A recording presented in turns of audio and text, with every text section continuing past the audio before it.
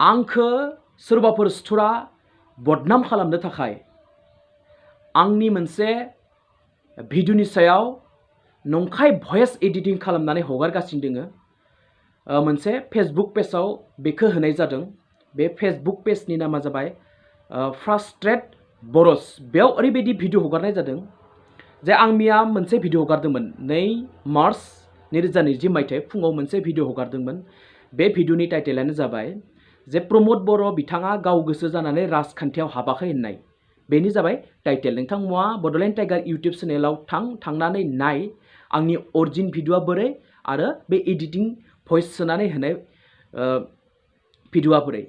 आंखो सोरबाफोर सुथुरा जे टारगेट खालामनानै लादों आंखोहा बोरै फासायनो हायो, आंनि चेनेलखौ बोरैहाय बरबाद खालामनो हायो, आंखोहाय बोरैहाय बदनाम खालामनो हायो बेखौ नाजागासिनो दोङो नाथाय हाया।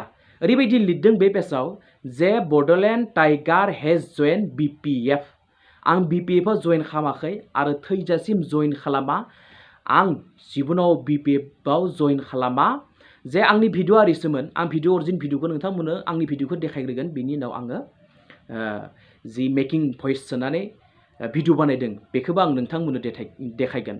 जे आं होनदोंमोन जय UPPLनि, जय एबसुनि, जय NDBनि, जय BTRनि बै UPPLनि सोदोबखौ दाननानै बेयाव BPF सोदोब सोनानै होदों। जोबोद दुखुनांथावना बाथ्रा। बै फेसबुक पेजखौ जाय सलायदों बिथांनि सायाव आं आयेनगत भाबै बेबस्था लानाय जागोन, केस होनाय जागोन आङो। नङाबा उपाय गैया। मानो होनोब्ला बेफोरबायदिनो थांनाय बोसोरबो MP इलेक्सननि सिगाङाव आंखो बाक्सा डिस्ट्रिक्ट BPFनि प्रेसिडेन्ट सेक्रेटारि समिन बर'आ नंखाय केस होदों। समिन बर'आ आंखो ओरैबायदि लिरनानै केस होदों आंनो लायनो हाग्रामाखौ बुंदोंनो रायदोंनो जे हाग्रामाया जांनिया गाननानै हिन्जावफोरजों उन्दुयो आरो ओरैबायदि गाज्रि गाज्रि लिरनानै होदों जाय सोदोबखौ आं नोंथांमोननि सेराव बुंजाया। बे खेबाव आंखौ जेबो खालामनो हायासै आरो दाबो हाया। आङो जेब्लाबो BPFआव जइन खालामाखै आरो खालामाबो। बेनिखायनो आं गासैखौबो गुरै खावलायो जे जों सुथुरनिफ्राय साबधान जानांगोन। UPPLनि सापर्टारफोरा, UPPLखौ जाय मोजां मोनो, बर' रायजो राजाफोरा, सापर्टारफोरा, बर' रायजो राजाफोरा दे सोरबा सुथुरनिफ्राय जों सेफ जानानै थागोन। नोंथांमोना नाय आंनि बे अरिजिन भिडिअखौ आं नोंथांमोननो देखायबाय। नोंथांमोना नाय।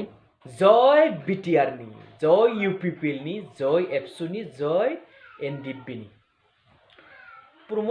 नोंथांमोना नुबाय आंनि अरिजिन भिडिअआव आं मा बुंदोंमोन, नोंथांमोना नुबाय।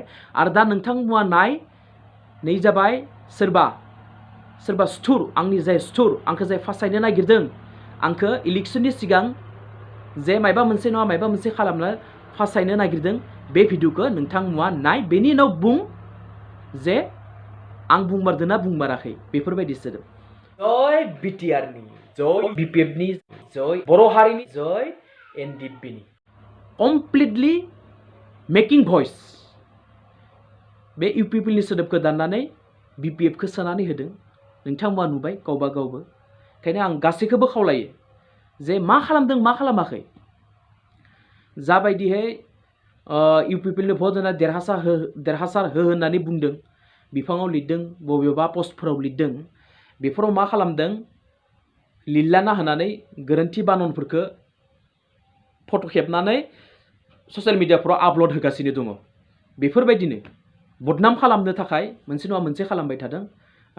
जों जाहाथे बेफोरबायदि सुथुरनिफ्राय साबधान जाना थानानै मोजां। आं बे मानसिखौ केस होगोन आरो बे भिडिअखौ डिलेट खालामनांगोन। डिलेट खालामाब्ला आं बिनि सायाव बेबस्था लानाय जागोन। आंथ' बेफोरबायदि बुङाखै ना। मेकिं भिडिअ मानो खालामनांगोन? आंखौ हाया फासायनो। थैना थांब्लाबो BPFनि जानानै बाथ्रा बुङा। थैना थांब्लाबो आङो BPFखौ सापर्ट खालामा। आं जेब्लाबो UPPLखौ सापर्ट खालामगोन। रायजोफोरा नाय आंनि भिडिअ आरो बै मेकिं भिडिअखौ नायबानो जाबाय।